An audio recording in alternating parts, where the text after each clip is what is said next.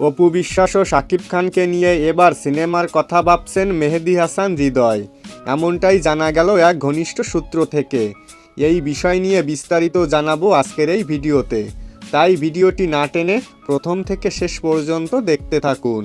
সম্প্রতি এক ইন্টারভিউতে মেহেদী হাসান হৃদয়কে বলতে শোনা যায় যে অপু বিশ্বাস পরপর যে সিনেমাগুলোতে সাইন করেছে, এই সিনেমাগুলোর কাজ শেষ হওয়ার পরেই অপু বিশ্বাস এবং শাকিব খানকে নিয়ে সিনেমা করবেন মেহেদী হাসান হৃদয়।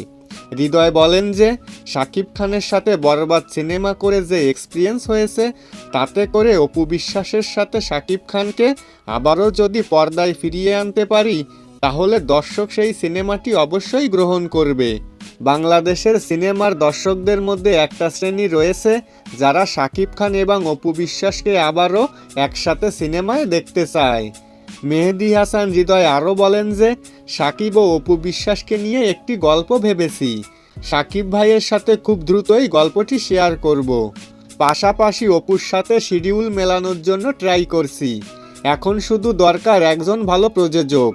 ঠিক যেন মেহেদী হাসান হৃদয়ের কথার সাথে মিল রেখে সম্প্রতি অপু বিশ্বাস এক ইন্টারভিউতে বলেন যে কোনো পরিচালক বা প্রযোজক যদি আমাকে এবং শাকিব খানকে নিয়ে সিনেমা করতে লগ্নি করেন, তাহলেই সম্ভব হবে শাকিব খানের সাথে আমার পর্দায় ফিরে আসা।